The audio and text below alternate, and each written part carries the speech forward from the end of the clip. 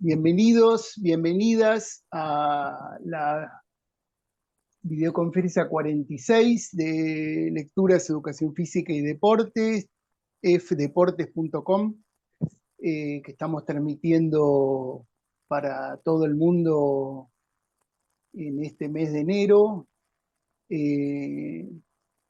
Le damos las buenas tardes a todos los compañeros acá en el continente americano. Ya es de noche en Europa y África, medianoche más hacia los países asiáticos, y ya en Oceanía es el día siguiente a primera hora. Vamos a tener un encuentro con distintos autores, como lo hacemos cada mes, ya desde hace casi 4 años. Bueno, lo primero, el trabajo más visible nuestro. Les recuerdo que nuestro trabajo invisible es toda la parte de lectura, de revisión, de intercambio con los distintos autores que envían los artículos permanentemente, que no significa una suerte de diálogo, de intercambio, que entiendo es sumamente valioso para todos nosotros, y que intenta garantizar un alto nivel de calidad en las producciones finales.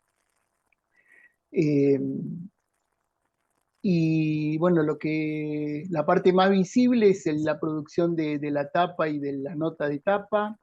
Esta vez lo que quisimos marcar es cómo se valora de forma distinta en el mundo del deporte, yo creo que en todos los ámbitos de la cultura, esta cuestión de que se valoran ciertos sujetos por etnia, por clase, por ubicación en el mapa, más que otros, como muchos éxitos deportivos son sobrevalorados y algunos que ni son éxitos, pero también son sobrevalorados, y hay muchos deportistas que, a pesar del esfuerzo que hacen y de éxitos extraordinarios, finalmente son casi ignorados.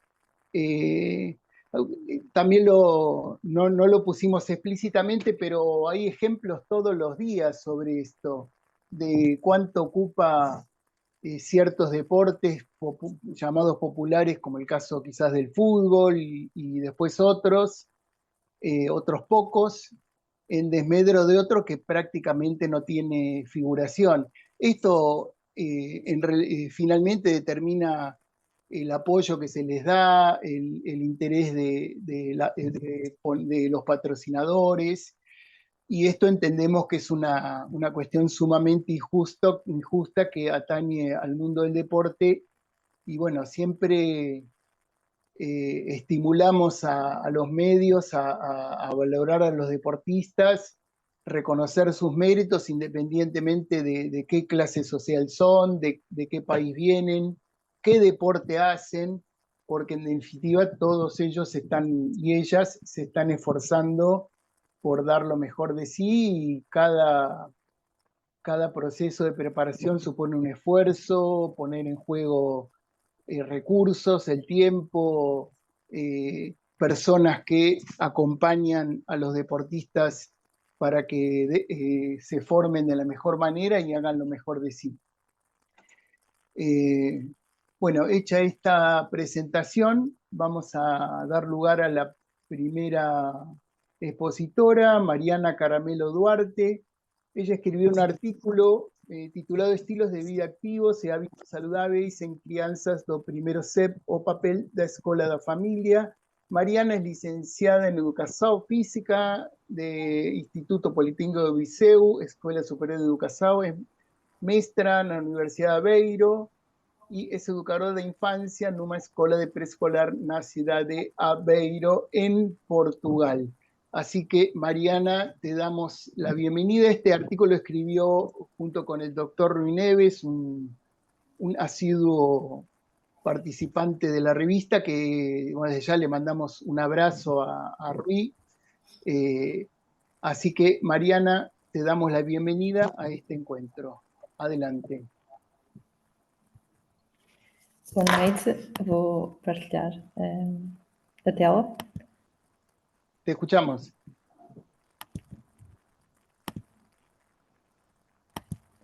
Estão a conseguir ver a tela? Sí, te escuchamos perfectamente. Adelante. Então, boa noite, o meu nome é Mariana Caramelo Duarte. O artigo foi elaborado por mim e em parceria com o professor Dr. Rui Neves e intitula-se Em Estilos de Vida Ativos e Hábitos Saudáveis em Crianças de Primeiro Ciclo de Ensino Básico, o papel da escola e da família. A apresentação vai seguir esta ordem. Introdução, objetivo, metodologia, os resultados e a discussão e as conclusões.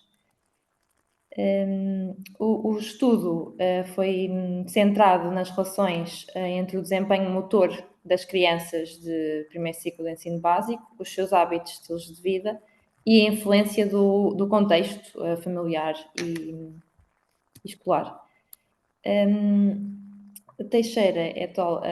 Afirma que é fundamental promover os estilos de vida ativos na área da educação, para que os estabelecimentos de educação e ensino, bem como as famílias, promovam a saúde e a prática de hábitos saudáveis para estilos de vida ativos.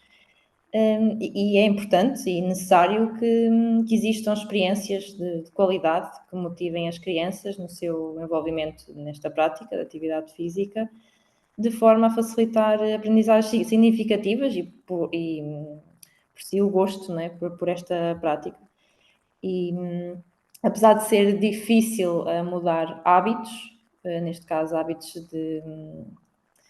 de vida ativos, esta mudança será tão mais fácil quanto a cooperação entre a escola e a família. Importa então perceber qual o objetivo do estudo.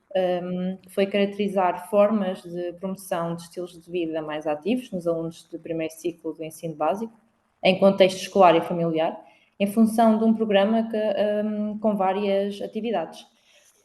Seguindo para a metodologia, o estudo desenvolveu-se numa escola de primeiro ciclo de ensino básico, na periferia da cidade de Aveiro, em Portugal, num contexto de estágio, numa turma de segundo ano, com início em abril de 2021 e término em junho desse mesmo ano.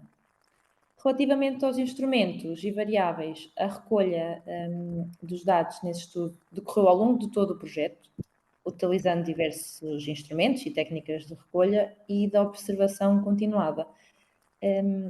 Os dados recolhidos focaram essencialmente nos lanches trazidos para a escola, nas atividades durante as aulas e nos registros das atividades realizadas em casa. Neste sentido, os instrumentos de recolha de dados seguiram pela seguinte ordem: pelos diários de bordo, pela caracterização dos lanches saudáveis, pelas tarefas para casa, atividade em família, pela atividade que mais gostaram e pelos registros fotográficos.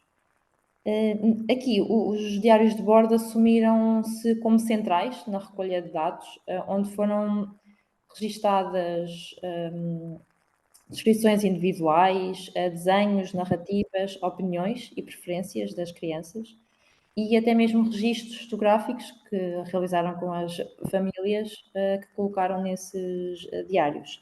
Paralelamente, recorreu-se à observação direta e participativa sobre a forma de notas de campo da nossa responsabilidade. Já em relação aos procedimentos, elaborou-se um plano visando desenvolver competências a nível do desenvolvimento motor, associado também a comportamentos mais saudáveis, envolvendo os pais e a escola nesta promoção de estilos de vida ativos. Neste sentido, há a calendarização e planificação de 14 momentos ao longo da semana, durante 6 semanas. Associado a isto, houve outros momentos com alunos em atividades relacionadas com a adoção de estilos de vida ativos, tanto na escola como em casa, com a família, sendo que a grande maioria foi registada nos diários de bordo, que eu falei anteriormente. Relativamente aos resultados e discussão, ao analisar os registros presentes na tabela 3, que poderão depois consultar no artigo, foi possível compreender que, de uma forma geral, as crianças melhoraram ou mantiveram os lanches saudáveis. Houve uma redução, por exemplo, de alimentos com chocolate, açúcares processados, bolachas, pães de forma e pães, e até mesmo a substituição por alimentos mais naturais, frutas e legumes da época, como por exemplo as cenouras, as maçãs e pão de padaria. Aqui os pais desempenharam um papel importantíssimo, na medida em que aceitaram e ouviram as sugestões dos filhos, mostrando também eles uma preocupação em melhorar os lanches das crianças.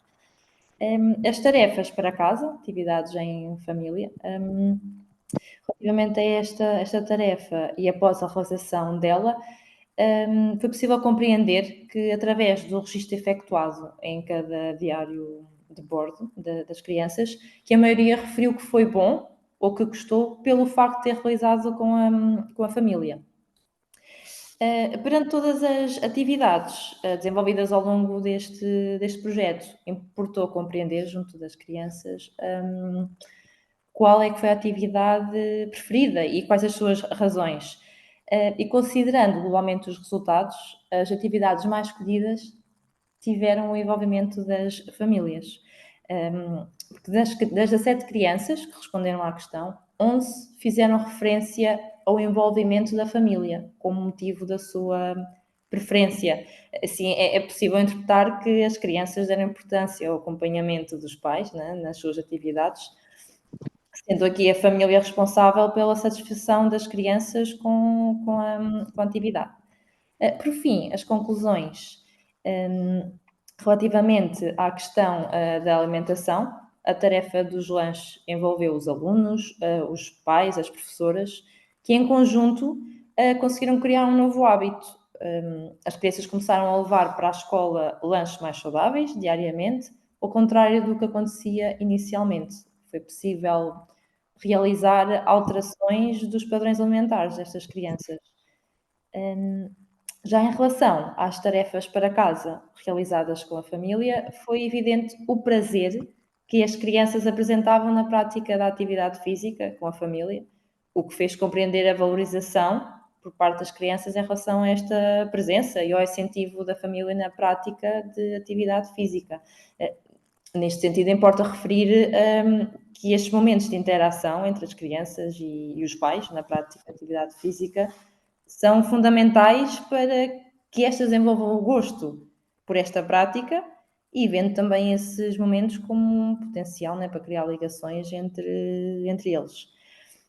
De uma forma geral, foi possível concluir que todas as atividades contribuíram para estilos de vida ativos, sensibilizando tanto os alunos, as crianças, como as famílias para a sua importância e permitindo que as famílias pudessem também refletir sobre o papel e a influência que têm na vida dos filhos. Assim, tal como esperado, né? Os resultados obtidos demonstraram que a família e a escola, educadores e professores, podem influenciar o comportamento das crianças em relação aos estilos de vida ativos.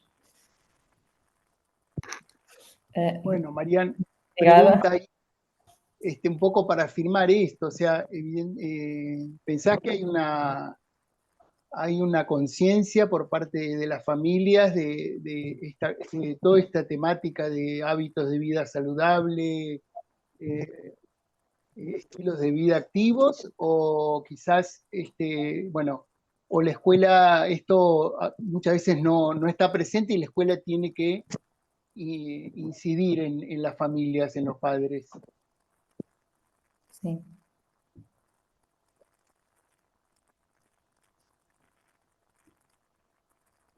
Te repito la pregunta, si escuchaste. Sim, por favor.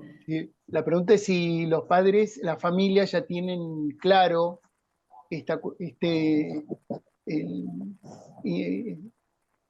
transmitir hábitos de vida saludables o la familia o la institución escolar, la escuela tiene que afirmar esto, tiene que insistir en esta cuestión. No início não havia estes hábitos de estilos de vida ativos.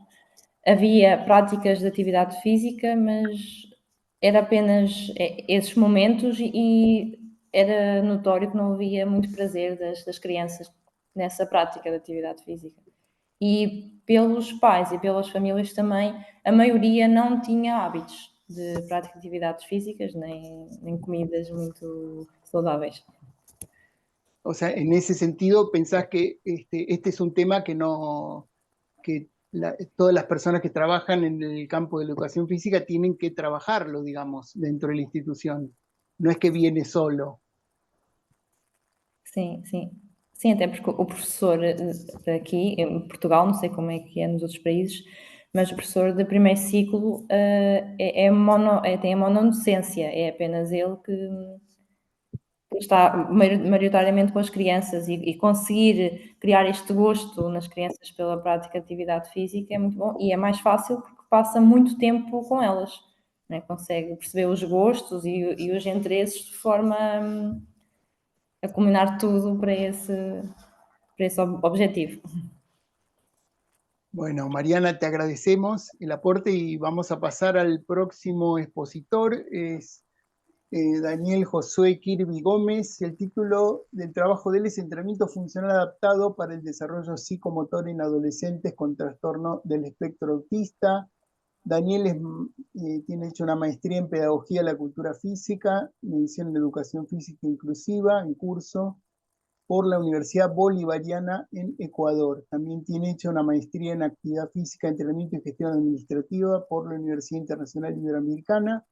Es licenciado en Educación Física, Deportes y Recreación por la Universidad de Guayaquil. Es el fundador y director de Human Performance Studio HPSK-CSAS en Ecuador. Así que, Daniel, te damos la bienvenida a este encuentro y adelante con tu exposición.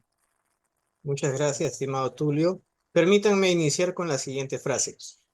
Cada adolescente merece la oportunidad de alcanzar su máximo potencial, independientemente de sus desafíos. Como mencionó, mi nombre es Daniel Kirby y me siento muy honrado por la oportunidad al estar el día de hoy frente a ustedes y compartir este espacio junto a excelentes expositores. A continuación, presento muy respetuosamente mi investigación sobre el entrenamiento funcional adaptado para el desarrollo psicomotor en adolescentes de trastorno del espectro autista. A nivel mundial, 1 de cada 36 adolescentes tienen un trastorno de espectro autista, TEA, según la Organización Mundial de la Salud, OMS 2023. En Ecuador, esta población enfrenta importantes barreras y solo el 45% de ellos tiene acceso a servicios terapéuticos especializados. Ministerio de Salud Pública del 2023. Los adolescentes con trastorno de espectro autista enfrentan dificultades significativas en el desarrollo psicomotor, la interacción social y la independencia funcional. Estas limitaciones no solo afectan su calidad de vida, sino también su inclusión en la sociedad y en el sistema educativo. En Ecuador existe una gran brecha en la oferta de servicios terapéuticos, especialmente en el Cantón Guayaquil, donde se realizó este estudio. Muchos adolescentes con trastorno de espectro autista no tienen acceso a intervenciones adaptadas, lo que agrava su inclusión y dificultad en su desarrollo integral. Mi investigación abordó cómo el entrenamiento funcional adaptado puede ser una herramienta efectiva para superar estas barreras. El sistema de entrenamiento implementa y combina ejercicios que han sido adaptados con especificaciones respetando las necesidades individuales de cada participante. Su objetivo principal es mejorar las capacidades psicomotrices y fomentar la inclusión. La temporalidad de la investigación se realizó en un periodo de 24 semanas. Los entrenamientos se hicieron 3 veces por semana con un lapso de duración de 45 minutos. Los participantes fueron 10 jóvenes en las cuales estuvieron diagnosticados con diferentes tipos de porcentajes. Tuvimos un 60% de varones y un 40% de mujeres. Todos ellos pertenecieron al Cantón de Guayaquil. Los instrumentos que utilicé es la evaluación del movimiento en sus siglas en inglés MABC2, Movement Assisted Battery for Children 2, para evaluar el desarrollo psicomotor, complementado con el sistema de observación del comportamiento motor adaptativo, SOMA. Además, utilicé la escala de responsividad social, SRS-2, para medir la interacción social y apliqué el método de observación para analizar expresiones de satisfacción y bienestar emocional. El programa integró ejercicios de coordinación, equilibrio, fuerza, diseños para promover no solo el desarrollo físico, sino también la independencia y la interacción social.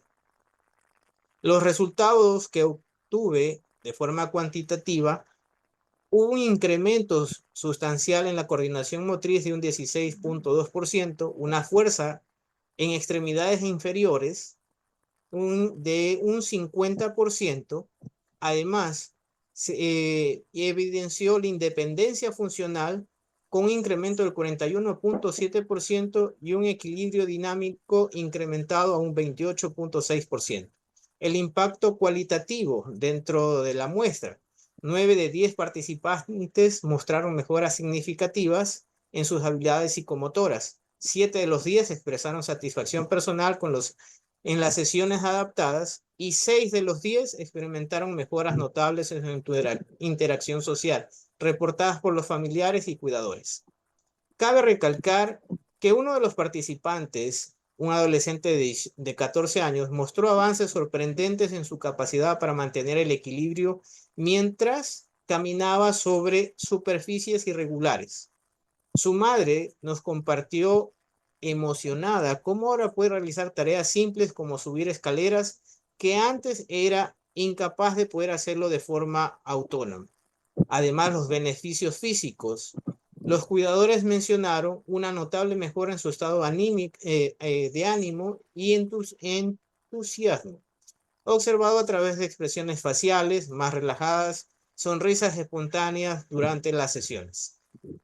Es importante mencionar que la incorporación de programas basados en el sistema de entrenamiento funcional Santana 2019 en escuelas, centros terapéuticos y comunidades es la clave para garantizar que los adolescentes con TEA pueden alcanzar su máximo potencial y llevar una vida plena a la inclusión. Este estudio demuestra que las estrategias adecuadas es posible transformar vidas, derribar barreras y construir una sociedad más equitativa y empática. Transformemos vidas, construyamos una sociedad más inclusiva. Cabe mencionar que yo tengo el trastorno de espectro autista, fui diagnosticado el año pasado con Asperger y me motivó también a llevar más profundamente esta implementación y poder ayudar a jóvenes a alcanzar su máximo potencial.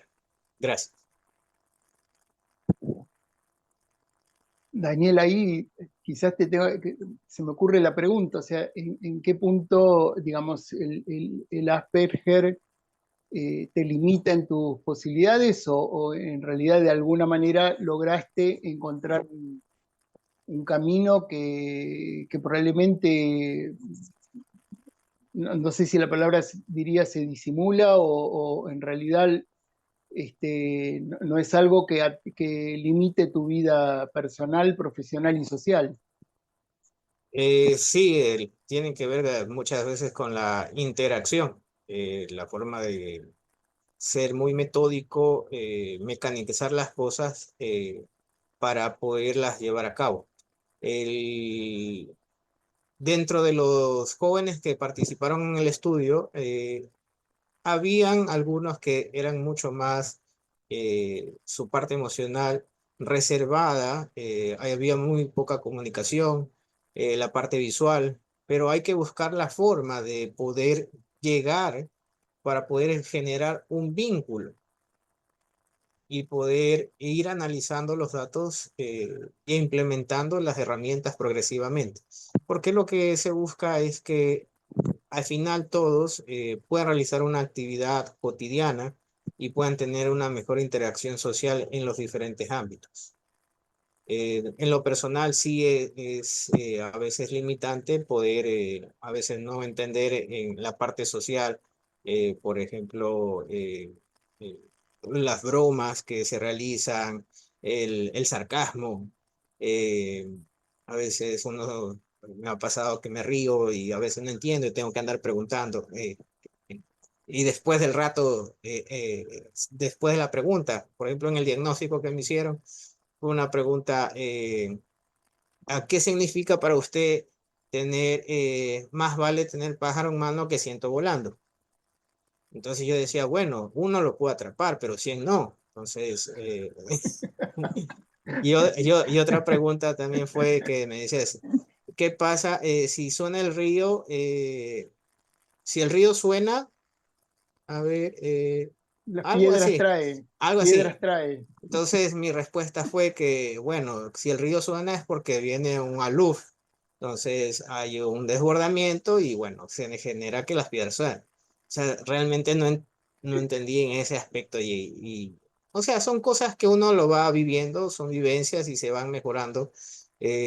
Más que todo también pienso yo que esta no es una limitante para mí, sino ha sido como una bendición porque me he enfocado mucho en los estudios. Otro tema es que si empiezo algo lo debo terminar y es parte de. Entonces, me comprometo mucho al trabajo y más que todo, ahora que ya estoy con la parte de la maestría, descubrí un ámbito muy grande sobre las necesidades especiales, donde muchos jóvenes, tanto con condiciones visuales, auditivas, físicas, necesitan oportunidades y herramientas que les permitan poder realizar o tener una vida normal, digámoslo así, porque lo que ellos buscan ser incluidos en todas las actividades cotidianas. Y el sistema de entrenamiento o la actividad física de forma general es una de las herramientas vitales, fundamentales para mejorar la calidad de vida. Bueno, Daniel, la verdad que un gusto escucharte. Espero que sigamos en contacto. Vi que tenemos ahí otro artículo para revisar, para leer, para revisar, así que bueno, seguiremos en contacto y en todo lo que te podamos apoyar desde nuestro lugar, contá con nosotros. Muchísimas gracias, como lo mencioné, gracias por la oportunidad, gracias por el apoyo, me siento muy honrado de estar acá. Ese también es otro aspecto del tono. A veces puedo ser muy mecanizado y no hay una variante en la forma de expresarse. Pero de todo corazón, les aprecio mucho esto. Tulio, te envío un fuerte abrazo y gracias por compartir con ustedes. Gracias por Gra- permitirme estar aquí. Gracias a vos, Daniel.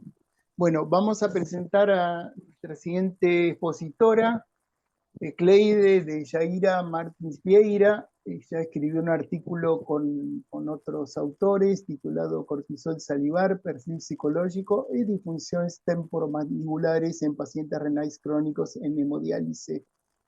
Cleide es fisioterapeuta por Unicruz, maestra en atención integrada Saúde de Unicruz Urierejim Unijuí, docente de Unicruz Eda Unijuí. Adelante, Cleide, con tu presentación. Un gusto que estés acá con nosotros. Obrigada, muito tentando compartilhar, mas aparece que eu preciso de uma autorização, não sei. E agora? Ahora sí, ahora Sim? sí. Sí, sí, Tá. ahí está. Ahí lo vemos. Deixa eu abrir mais, então. Aqui, acho que ficou bom, né? Bom, posso começar? Sí, adelante, por Bom, então, como já foi apresentado, né, o nosso trabalho é sobre levantamos o perfil, então, dos pacientes lá da Clínica Renal de Cruz Alta, com relação ao cortisol salivar, o perfil psicológico e se a presença de disfunções temporomandibulares nesses pacientes que fazem hemodiálise.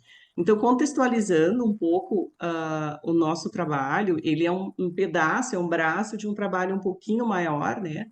Mas sempre lembrando que a doença renal crônica, ela comete já uma boa parcela aí a nível mundial, e geralmente esses pacientes, a literatura já nos mostra que eles apresentam essas condições crônicas que eles têm, eles apresentam já índices de ansiedade, depressão e de estresse. E esses fatores, esse quadro geralmente vem em função das intercorrências que esse paciente tem desde a hora que ele descobre a doença e conforme o tempo vai passando. Então, essa sintomatologia, a gente percebe já na literatura que ela começa e vai aumentando os níveis de estresse e ansiedade desse paciente. E por que chegamos, então, ao nosso tema? Porque, além disso, toda essa função renal inadequada desse paciente começa a causar repercussões que são na área na região da cavidade bucal. E isso, então, pode levar a desconfortos, tanto da TM, de toda a nossa região orofacial. Com isso, então, em cima de toda essa discussão, nós decidimos ver qual era o nível do cortisol salivar desse paciente, o seu perfil psicológico e a presença, se ele tinha a presença de disfunções temporomandibulares. Lembrando que a disfunção temporomandibular são aqueles pacientes que têm desconforto em função desta articulação nossa aqui, que é a ATM. Bom, o que nós usamos, então, como metodologia? Nós incluímos todos os pacientes da clínica, podiam participar, mas tinham que ser pacientes já com mais de 3 meses de hemodiálise, que frequentassem a clínica por 3 vezes por semana, que é geralmente a média que eles fazem, e que ficasse por 4 horas fazendo hemodiálise.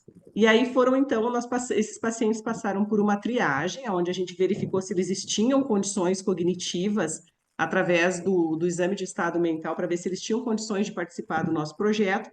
E depois nós fizemos um questionário de triagem de DTM, um questionário com 10 questões, e aí ele pelo menos tinha que responder de maneira positiva a uma delas, e aí ele seguia para o restante do protocolo. Tá? E aí, com esse restante do protocolo, a gente fez uma avaliação dos graus de DTM, como estava o nível de depressão, a ansiedade. Tinha nesse nosso questionário também uma pergunta de autopercepção, de estresse, como que ele se sentia com relação ao estresse, e por último ainda fizemos então uma análise, um teste de cortisol salivar, onde a gente fazia uma coleta de saliva através de uns salivetes na boca, e aí levava para o laboratório para ser examinado. A gente excluiu aqueles pacientes que não quiseram participar, ou que estivessem internados ou em isolamento no momento da nossa coleta, e aqueles pacientes que nós não conseguimos uma quantidade de saliva suficiente, porque como eles têm uma diminuição da saliva, alguns pacientes não tinham condições de coletarmos a quantidade que precisávamos.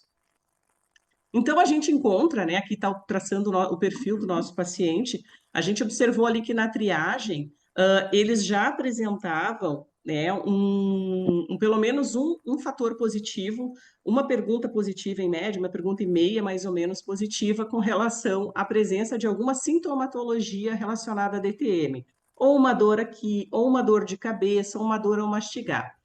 E a maioria dos nossos pacientes eram do sexo masculino. Quanto aos nossos resultados, então, o que a gente observou? Que uma boa parte dos nossos pacientes da amostra, eles apresentaram algum grau de disfunção temporomandibular, sendo leve, moderada ou severa. Então, nós tínhamos em torno aí de uns 70% a 60% desses pacientes apresentavam disfunções temporomandibulares. Também uma boa parte dos nossos pacientes apresentavam sintomas de depressão, de acordo com a nossa avaliação.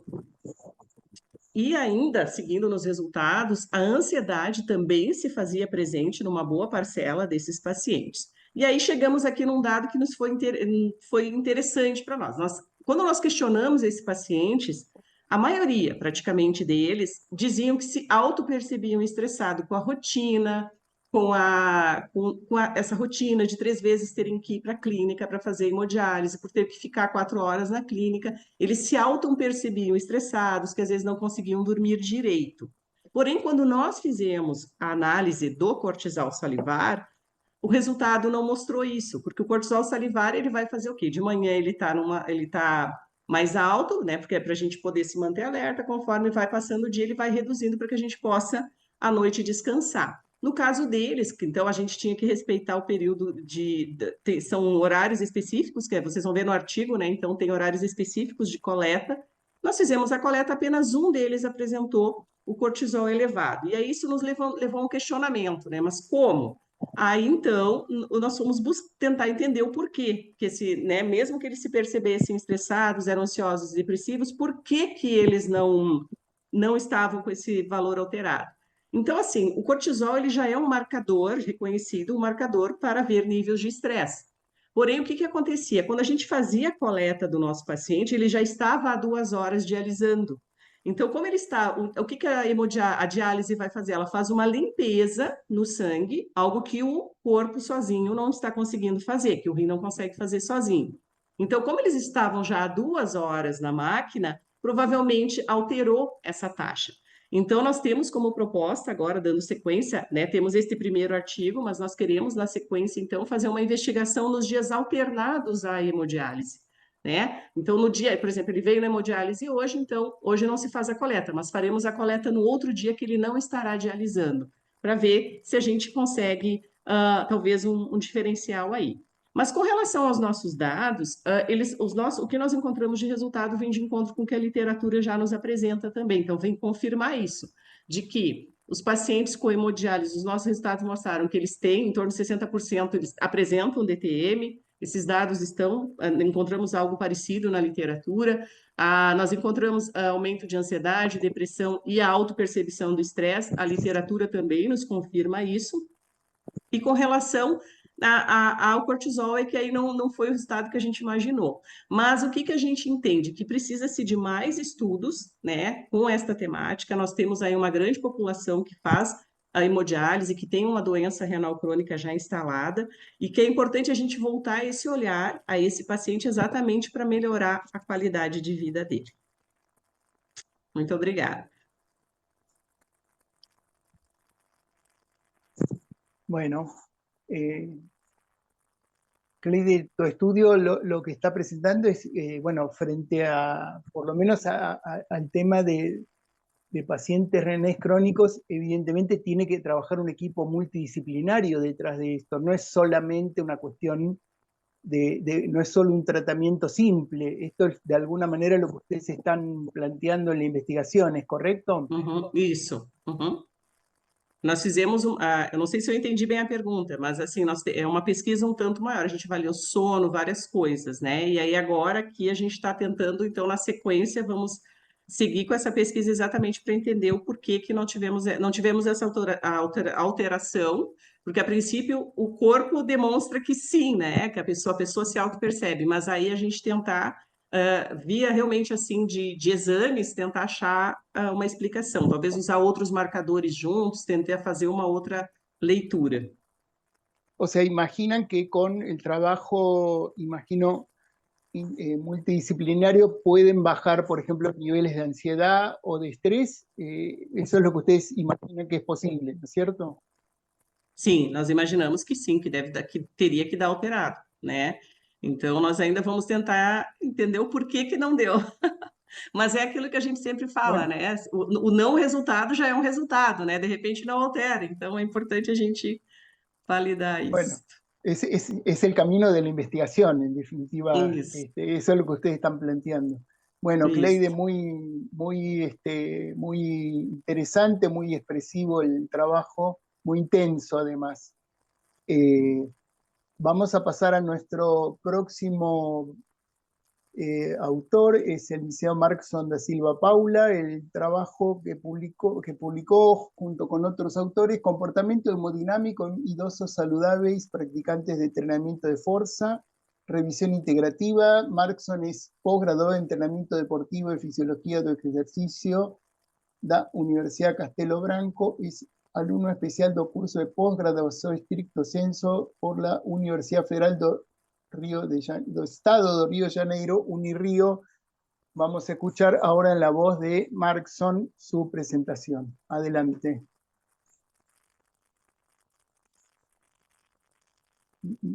Boa tarde a todos, ouvintes, leitores e demais interessados.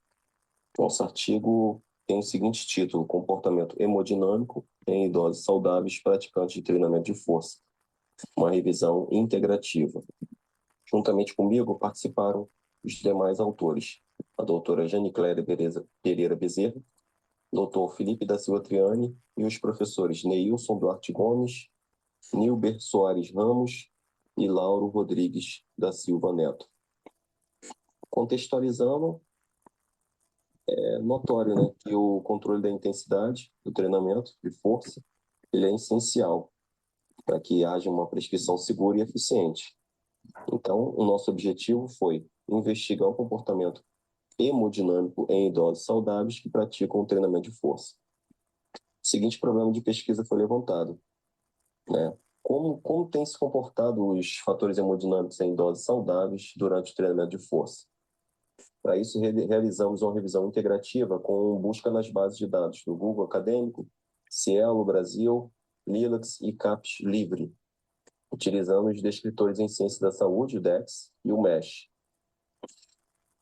Foram encontrados 947 resultados e destes, 10 estudos foram selecionados. 221 idosos com idades entre 60 e 84 anos participaram das intervenções. E em 80% dos estudos houve alterações significativas promovidas pelo treinamento de força em idosos.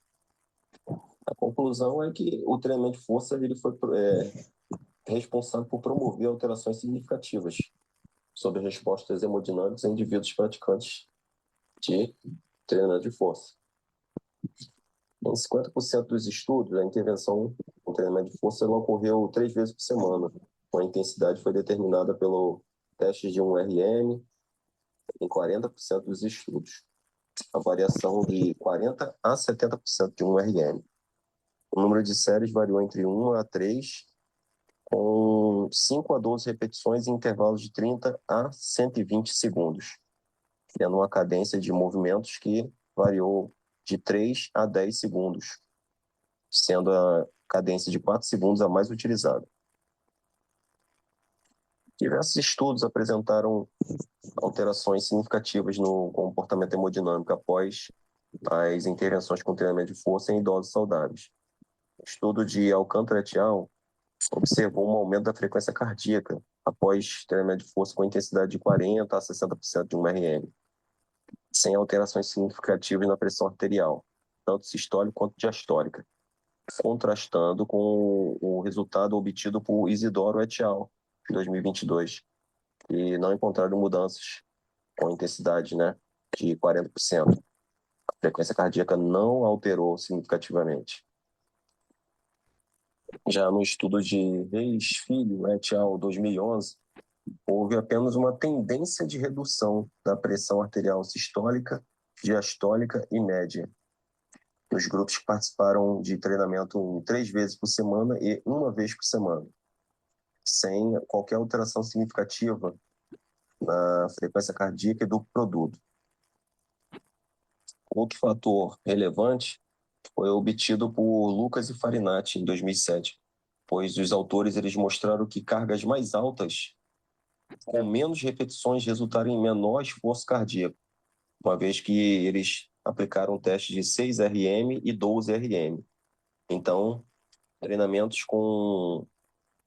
de força com idosos saudáveis em intensidade de 6 RM, no estudo de Lucas e Farinati, 2007, mostrou menor esforço cardíaco.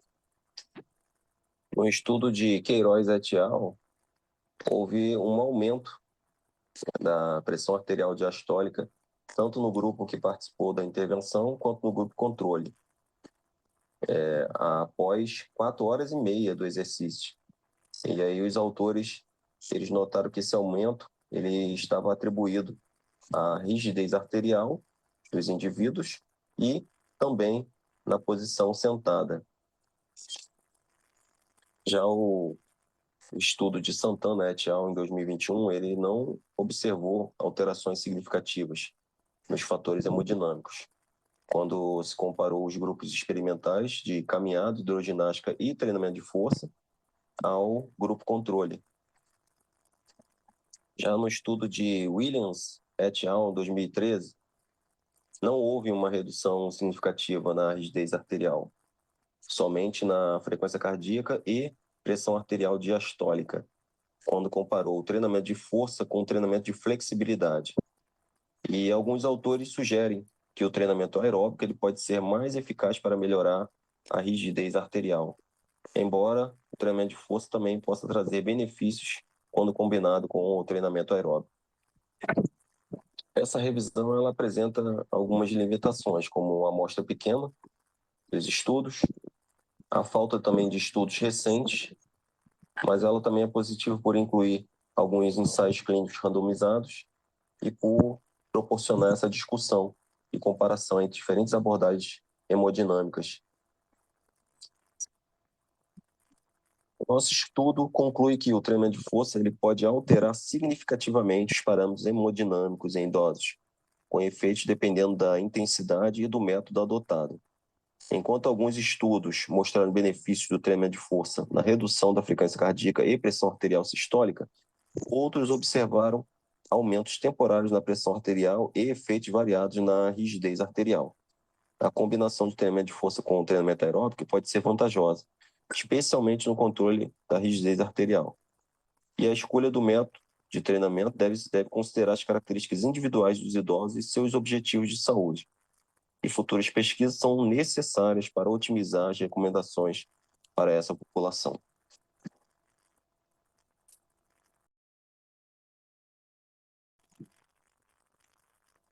Bueno, Markson, gracias por el aporte.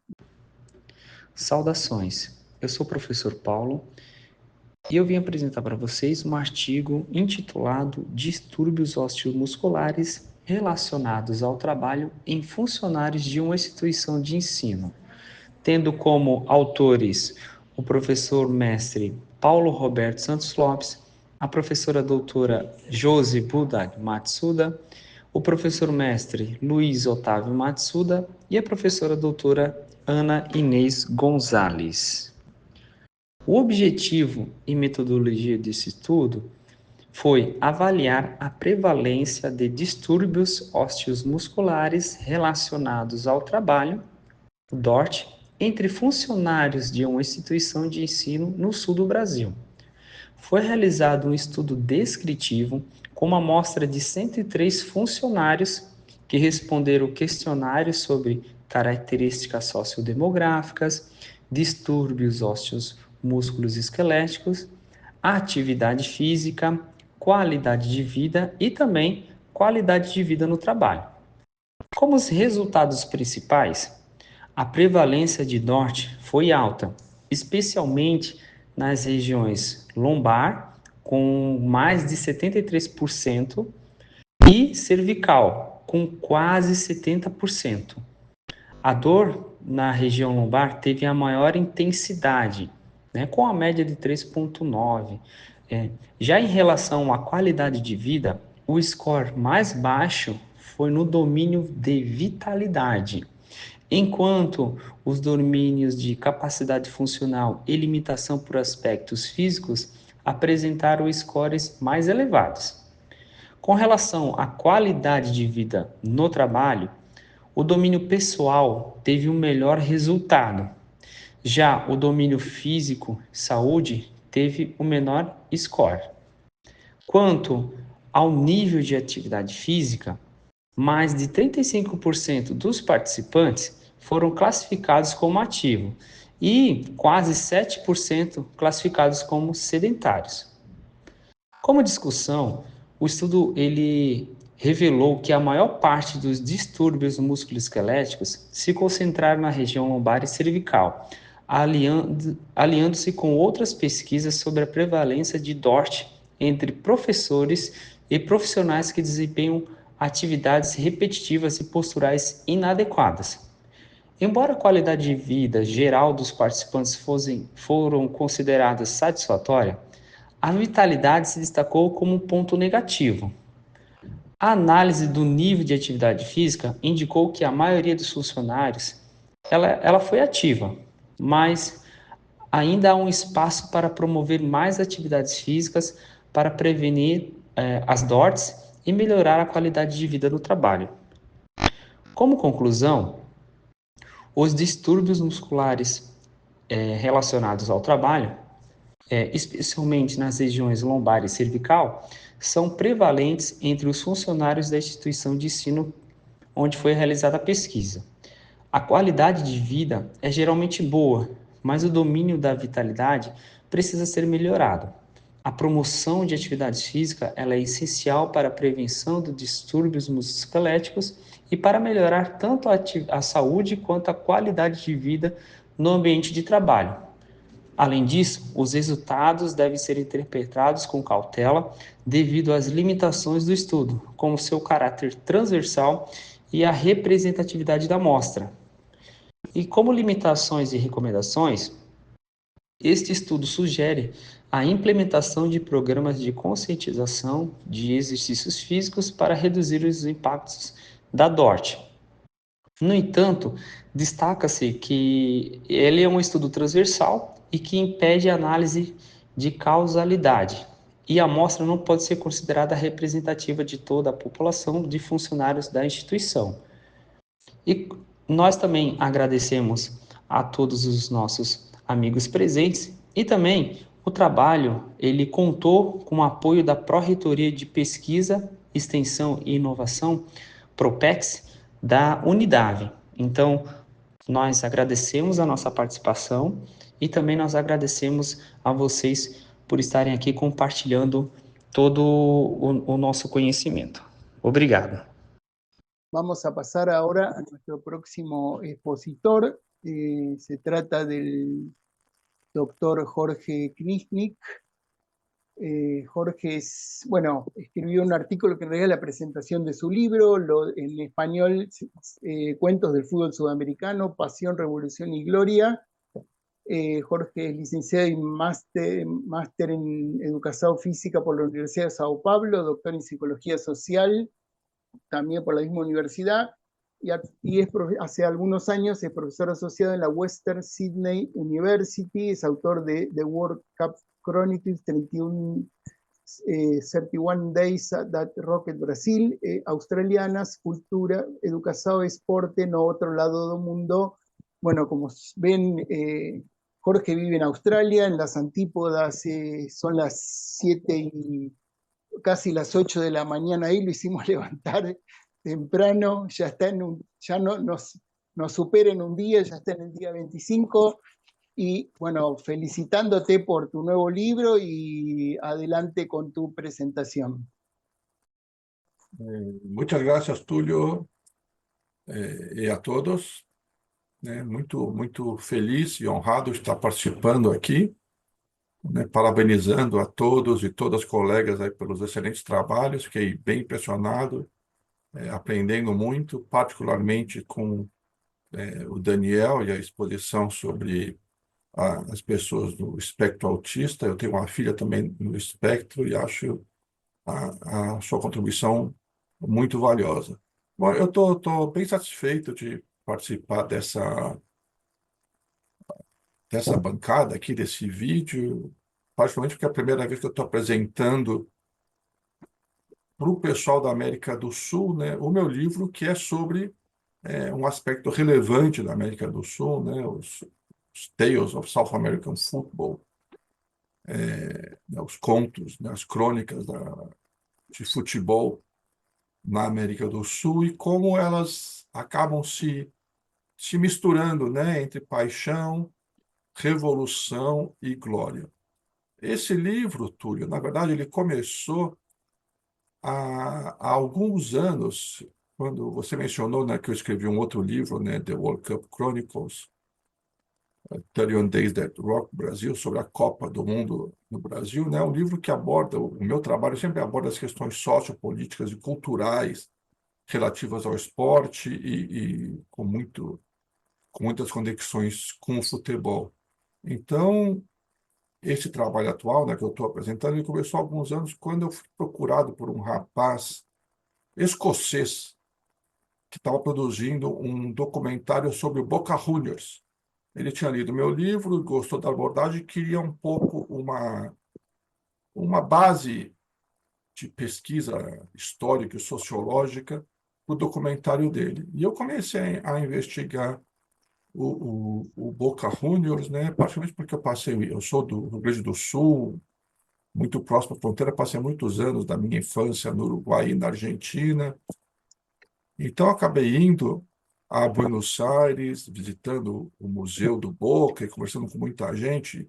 Escrevi, claro, o texto aí que me foi encomendado, a pesquisa que me foi encomendada, e a partir daí eu falei, puxa, eu quero escrever mais, quero conhecer mais as questões do futebol, não só do Brasil, mas também dos meus irmãos e irmãs todos, da América Latina. E foi aí que surgiu esse livro.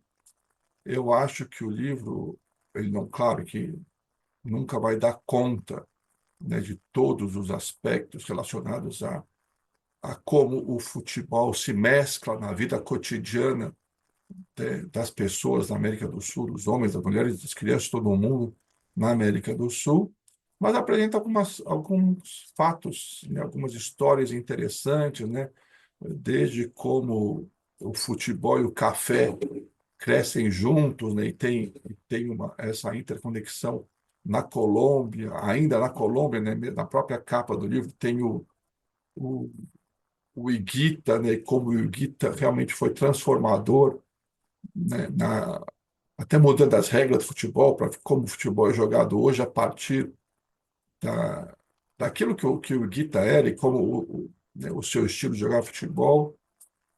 E, e eu acho que um dos aspectos que eu realmente gosto do livro, Túlio, é sobre como a gente consegue enxergar, né, a participação do futebol hoje em dia, né, nas questões políticas que ainda traumatizam o nosso continente, né? A gente está vendo agora um filme brasileiro, né? Ainda Estou Aqui, acaba de ser indicado para o Oscar, né? Sobre, não sei se vocês acompanharam, sobre o Rubem Paiva, que foi um deputado brasileiro caçado, torturado, morto e até hoje, né? Com seu corpo desaparecido. Eu particularmente conheço a família, mas enfim, as ditaduras militares da América do Sul são trauma contínuo para nós, né?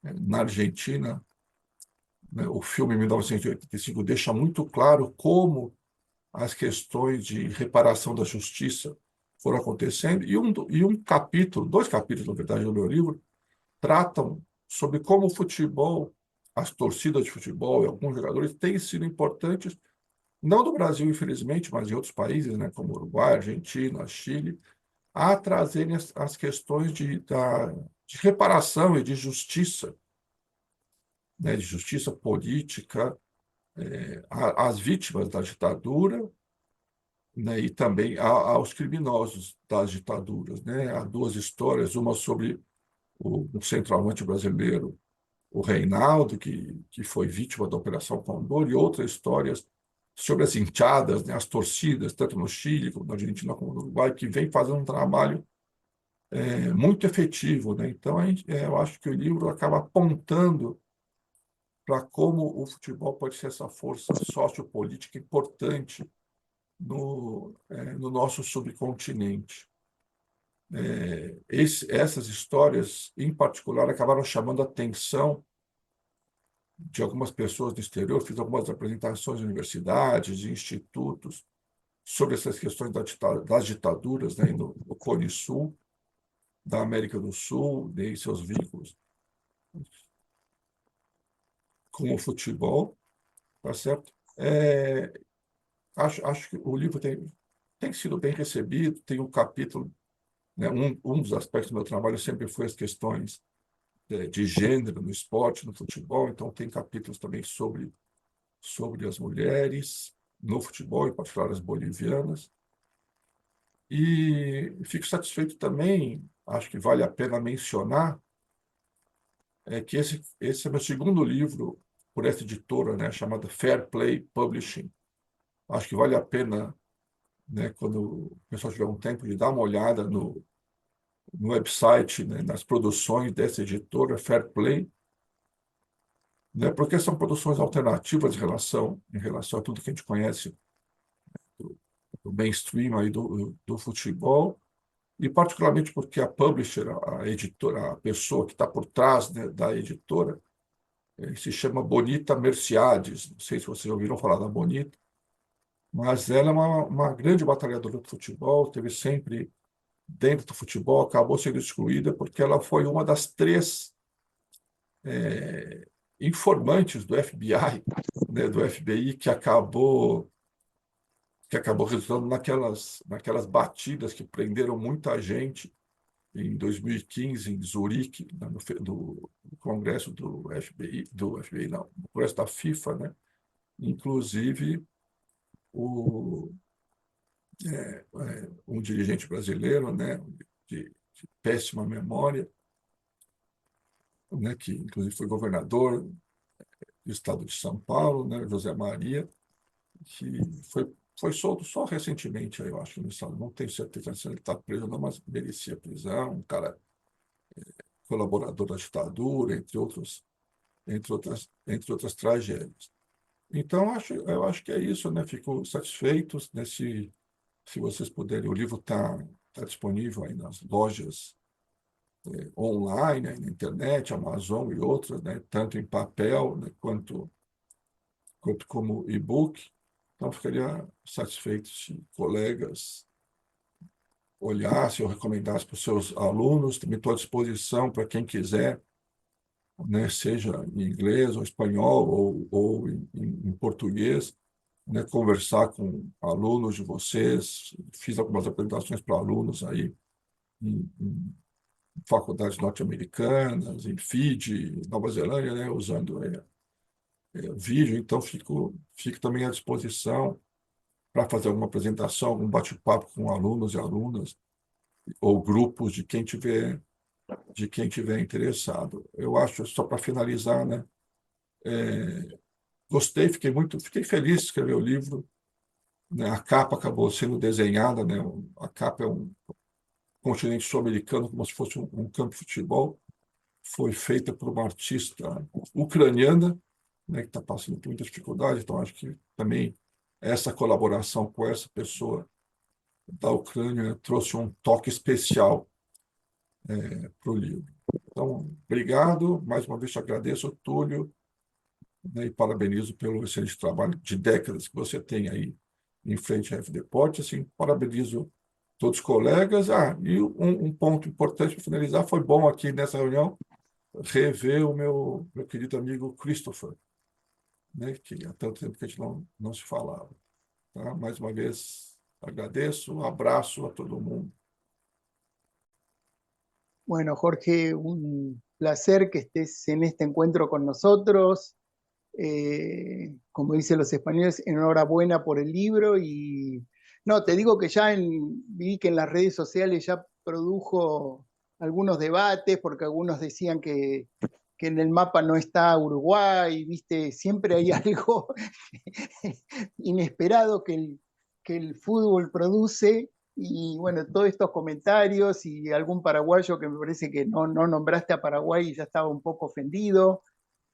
Así que el fútbol tiene algo que parece ser como una literatura infinita, ¿no? Que todo lo que digamos no pareciera ser que no alcanza para describir un universo enorme que produce una cantidad de elementos sociales, culturales, económicos, que la verdad que llama la atención. Así que, bueno, bienvenido al libro y supongo que no será el último que vas a escribir, así que, bueno, seguiremos atentos también a tu producción. Muchas gracias. Bueno, vamos a pasar a nuestro próximo expositor. En realidad no es que él escribió un artículo, sino que lo convocamos porque tenemos una historia ya que lleva 2 décadas con Christopher Gaffney. Él es filósofo y doctor por la Universidad de Texas Austin, y el libro que publicó en relación a esa tesis se titula Temples of the Airborne Gods. Actualmente trabaja en la universidad en la New York University, justamente en New York, y lo convocamos porque recientemente estuvo en Buenos Aires nuevamente, creo que por 5ª vez, de alguna manera siguiendo adelante con su investigación en torno a los estadios acá en la ciudad de Buenos Aires, que es todo un tema de investigación, sobre todo porque es una ciudad que, bueno, que tiene dicen que es la ciudad que más estadios en el mundo tiene, estadios habilitados por la FIFA para jugar torneos oficiales. Así que hay mucho para hablar sobre el tema, así que le damos la palabra a Christopher para que nos cuente sus vivencias y reflexiones de esta nueva visita a Buenos Aires. Túlio, muito obrigado pela introdução, muito bem ver os colegas aqui. Acho que porque a maioria das pessoas aqui falam português, vou falar português em vez de machucar as duas línguas bonitas de Argentina e Brasil ao mesmo tempo, com o portanhol perrengue que tem. Bom, agradeço o convite mais uma vez e para os colegas que não conhecem meu trabalho, muitos anos atrás eu fiz minha pesquisa de doutorado sobre a história e cultura dos estádios em Buenos Aires e Rio de Janeiro. E recentemente voltei a Buenos Aires, essa vez em 2025, com um grupo de alunos de turismo e hospitalidade. E revisitei 4 dos estádios que tinha visitado inicialmente em 2002. E logo depois, em 2003, 2004, 2006, 2009, outros épocas também. Então, eu só queria refletir sobre o que vi de semelhante e diferente nos estádios de futebol lá. E como eu uso ainda o estádio como lente para entender a sociedade, vendo as transformações na sociedade argentina através dos estádios de futebol, eu acho ainda relevante. Então, eu só vou mostrar algumas fotos. Posso compartilhar minha tela, Túlio? Adelante. A Cadê? ver si yo Sim, supuestamente consigo. está habilitado. Adelante. Mas vou começar aqui com... Pode ver minha tela? Sí, Pode ver a perfecto. foto? Ótimo. Ok, aqui é o estádio do Boca Juniors à direita. Aqui em frente é um novo empreendimento imobiliário chamado Undici, ou seja, 11 em italiano.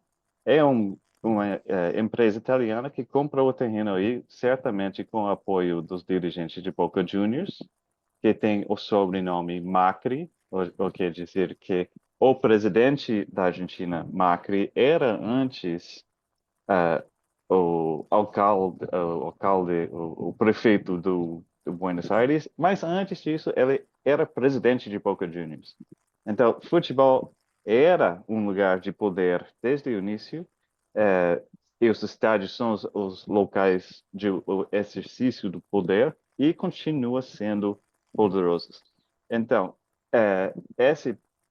essa foto foi muito marcante para mim, porque é totalmente discordante com o bairro.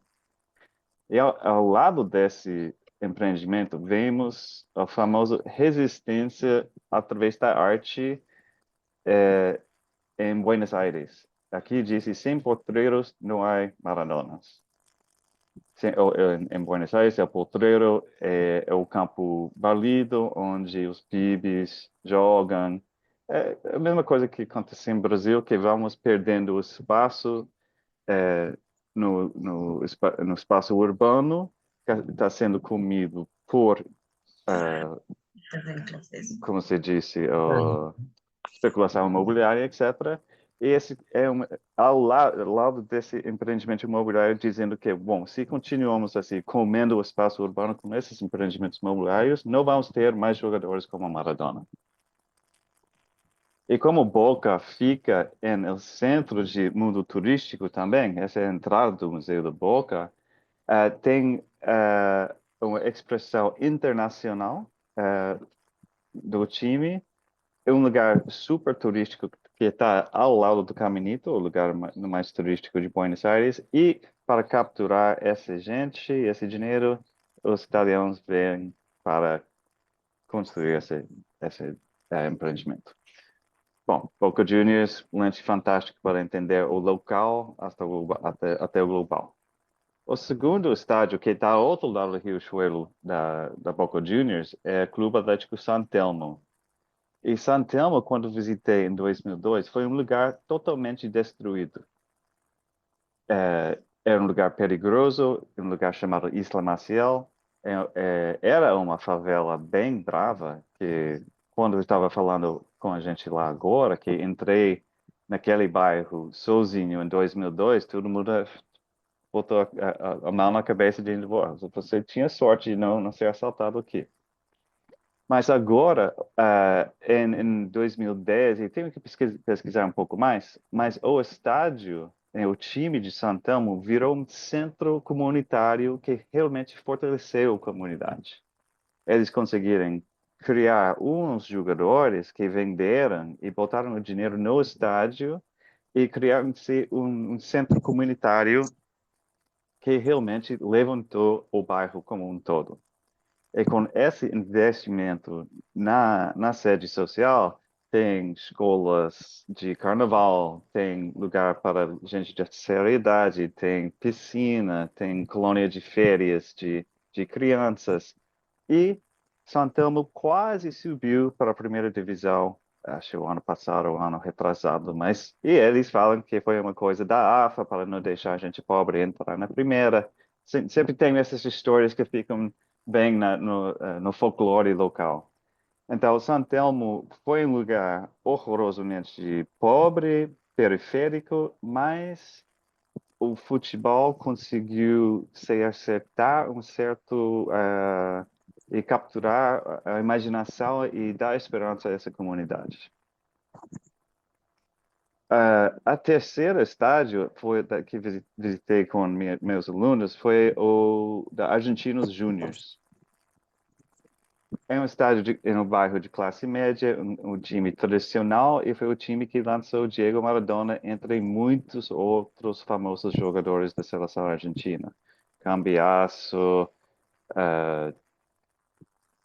Riquelme, se Borghi, não me engano, sí, Riquelme, sí, Riquelme, Borghi. Riquelme, e atualmente McAllister, e muitos.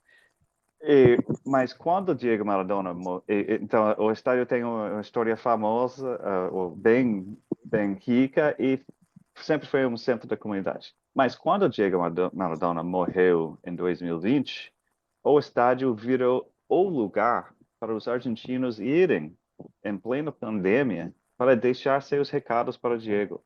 Então, tinha milhares de pessoas chegando e deixando camisas, chuteiras, dentes, meias e mil outras coisas. E de todo mundo também. Então, aqui tem camisas de todo mundo. Então, nos últimos 4 anos, Argentinos Júniors acabou criando um santuário para Diego. É um lugar onde a gente vem, deixa um recado e reza. E tem muita gente rezando para Diego. Então, não se dá para ver muito bem aqui, mas esses banquinhos que estão aqui são tirados de uma igreja.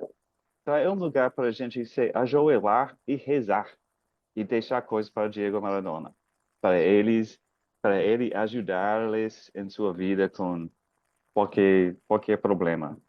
E até tem gente que trouxeram os restos mortais de amigos e familiares para deixarem aqui. Tão poderoso é a imagem global de Diego Maradona.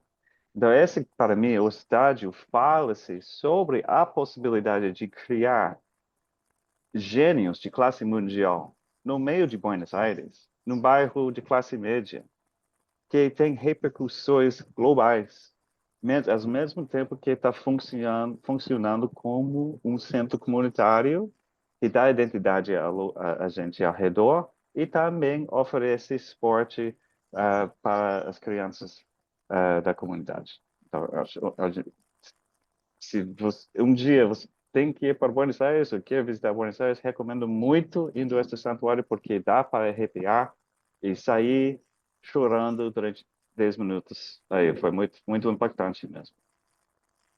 Então, por fim, temos o último estádio que visitei com meus alunos que tinham visitado 23 anos. Parece que eu Ferrocarril Oeste, no bairro de Cabagito, em pleno puro centro da cidade. Se há um bairro em Buenos Aires que expressa como é ser classe média porteña, é Cabagito, e se tem um clube que expressa isso, é Ferrocarril Oeste.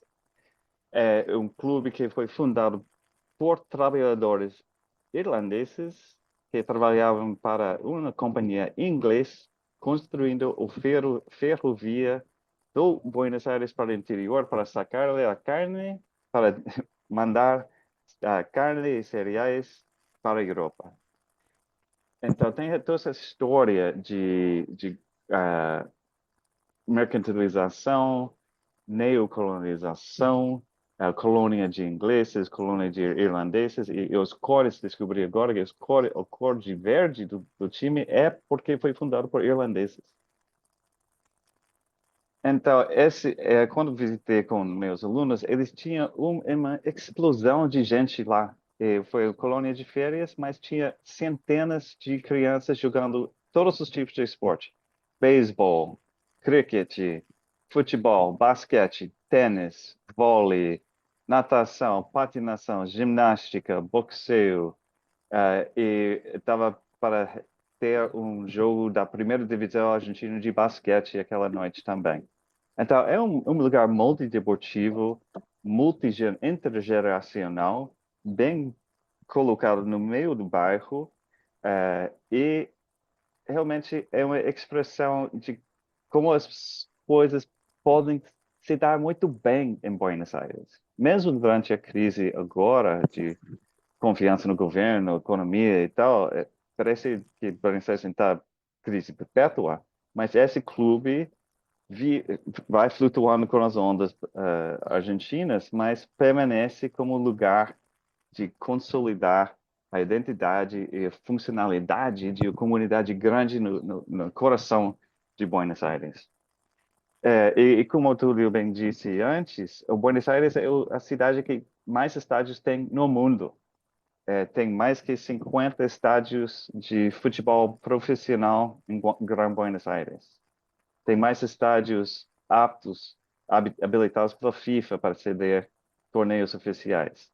Mas também tem tem um estádio de beisebol, tem vários estádios de polo, tem estádios de rugby, canchas de tênis. É uma cidade deportista por excelência e é uma fácil maneira de entrar à sociedade argentina é através do esporte, porque todo mundo está viciado no esporte. Então, quando você começa a falar sobre a história do lugar, usando o linguajar do esporte, ajuda a gente entrar e comunica e fazer amigos rapidinho e entender a textura, as complicações, a história e possibilidades dessa cidade e da sociedade. Bom, acho que foi isso que eu queria refletir um pouco sobre a minha experiência atual e para ressaltar, meu livro é chamado Templos dos Deuses Terrestres, porque esse é o templo e os deuses terrestres são os jogadores de futebol. Está bem visível lá em todas as redes, disponível em e-book, etc. Mas é de 2008, então estou pensando em fazer um update. Essa foi a primeira tirada de um possível update que vou fazer um dia desses. Ir lá viver em Cabagito e tomar mate e comer carne. Meu sonho de consumo. Valeu, foi isso. Muito obrigado. Bueno, Christopher, te agradecemos el aporte que nos hace pensar algunas cosas y también cuestionar otras.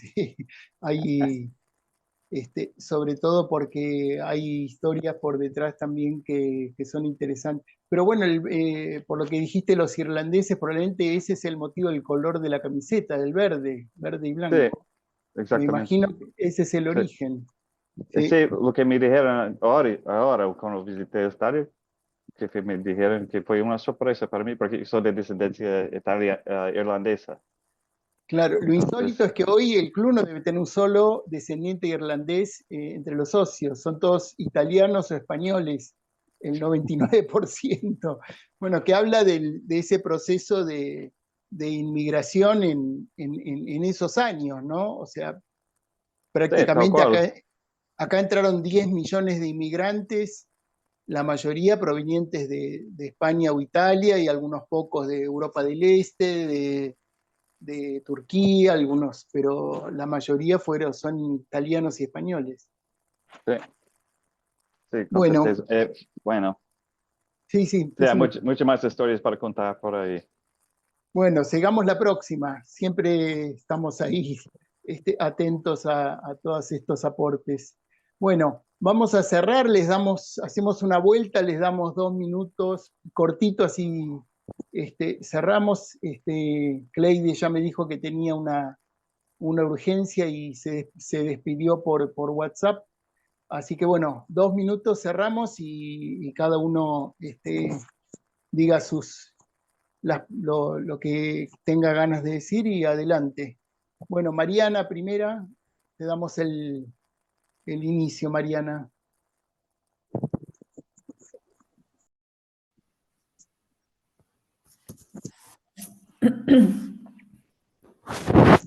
¿Estão a ouvir? Sí, se escucha. Conseguem me ouvir? Sí, sí, perfecto.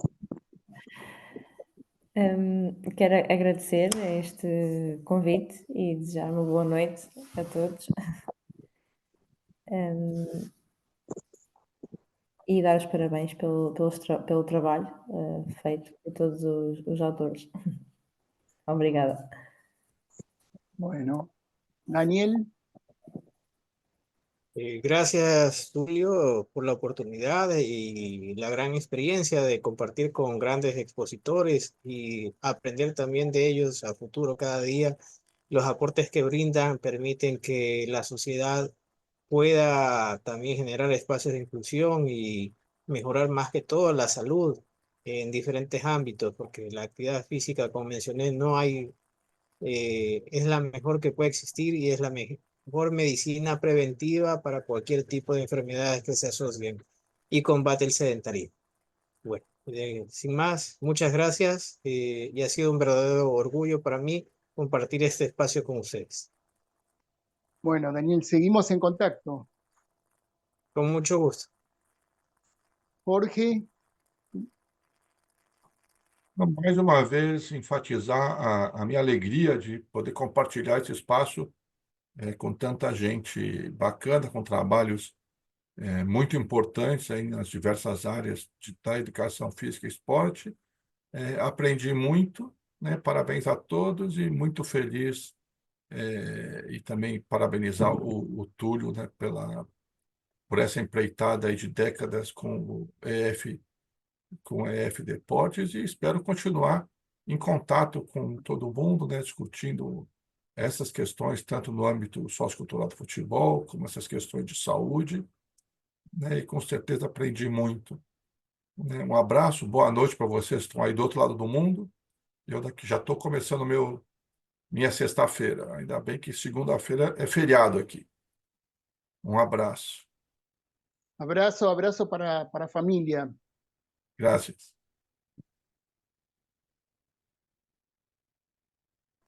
Christopher. Bom, muito agradecido, como sempre, estar nesse âmbito de F Deportes, e Daniel e Mariana e Jorge, felicito os trabalhos de vocês. F Deportes, para mim, é parte da minha vida quase um quarto de século agora. Acho que publiquei a primeira coisa na F Deportes em 2002. Então, foi uma longa história com Túlio e sempre me alegra ter contatos com as novas pessoas que vêm para F Deportes e também aprendi muito. Então, agradeço mesmo a possibilidade de falar com vocês. Bueno, Daniel, Christopher, Jorge, Mariana, Cleide, que ya cerró. Gracias a usted, Markson, también. Gracias por la participación. Bueno, comentamos a todos que estamos recibiendo artículos ya para los próximos meses. Estamos continuando y leyendo permanentemente. Bueno, es nuestra tarea cotidiana. Así que bueno, estamos siempre en contacto, saben dónde ubicarnos. Vamos camino ya a cumplir 30 años en la web, así que prácticamente hay muchos que dicen que directamente sacan de internet la cosa, ya no nos nombran, así que bueno, ya nos convertimos en parte de los enlaces favoritos de muchísima gente. Así que bueno, saludos a todos y siempre estamos acá en